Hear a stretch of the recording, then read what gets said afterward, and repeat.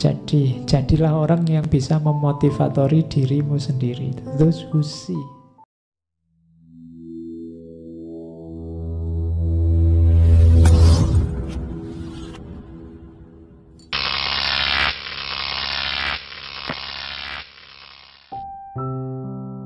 Katanya Leonardo da Vinci, there are three classes of people.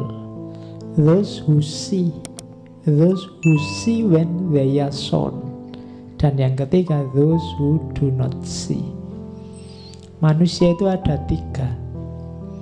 Yang pertama, orang yang mau melihat, orang yang paham.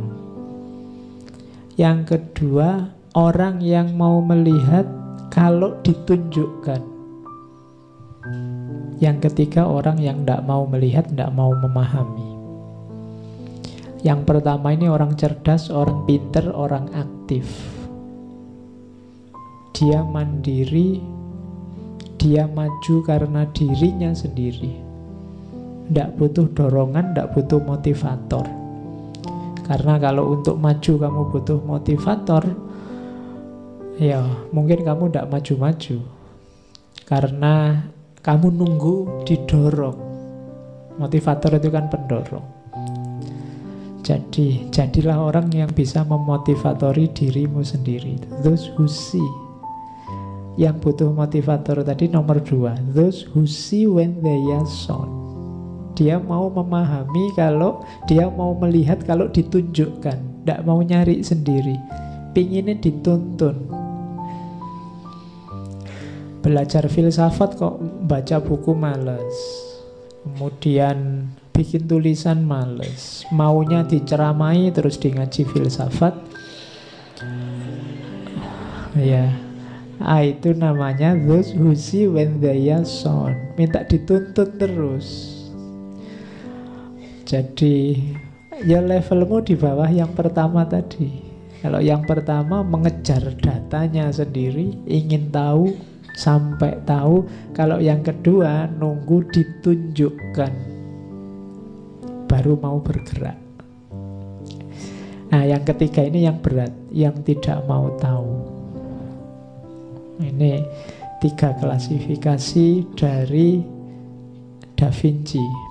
Cuma ini mungkin Leonardo da Vinci perlu membaca Imam Ghazali. Imam Ghazali lebih kompleks kategorinya. Ada orang yang tidak tahu tapi merasa tahu. Ada orang yang tahu tapi merasa tidak tahu. Ada orang yang tidak tahu dan dia tidak tahu kalau dia tidak tahu. Oh, itu lebih. Imam Ghazali kan gitu klasifikasinya. Hari ini kan banyak orang yang tidak tahu tapi dia tidak tahu kalau dia tidak tahu. Akhirnya dia gayanya kayak orang tahu aja, padahal dia tidak tahu apa-apa.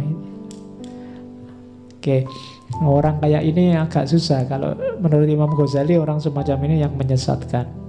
Ada yang kayak orang tidur. Kayak orang tidur itu orang ini tahu, tapi dia merasa tidak tahu. Bangunkan, katanya Ghazali. Orang ini kayak orang tidur. Ya kalau kamu tahu dan merasa tahu, alhamdulillah.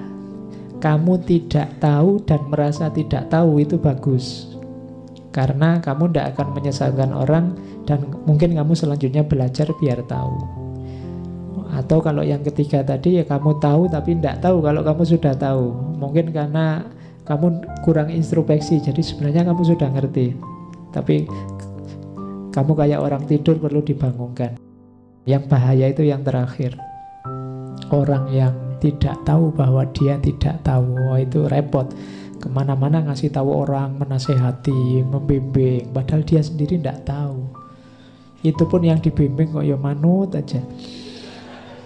Nah, orang semacam ini perlu hati-hati kita hadapi. Oke, jadi yang pertama cerdas, those who see. Atau yang kedua, those who see when they are shown. Mungkin ini orang yang agak males. Dan yang ketiga, those who do not see. Orang yang tidak paham, tidak mau tahu. Oke, terus average human looks without seeing, listen without hearing, touch without feeling, eat without tasting, move without physical awareness, inhales without awareness of odor or fragrance, and talks without thinking. Kalau kalian masih punya ciri ini, berarti kalian orang biasa, orang awam, manusia rata-rata, average human. Jadi look without seeing. Seeing itu melihat dengan perhatian, makanya see itu kadang diartikan paham. Kalau looks itu hanya lihat. Mungkin ngaji ini kamu bolak-balik, ada yang sering ketemu tapi ndak see, hanya looks. Oh, aku tahu dia sering ikut ngaji, saya pernah lihat. Itu hanya looks, belum see.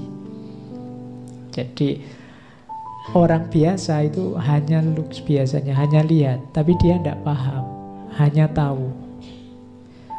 Maka untuk menghindari agar penglihatanmu tidak sia-sia, perlu melihat dengan serius dan paham.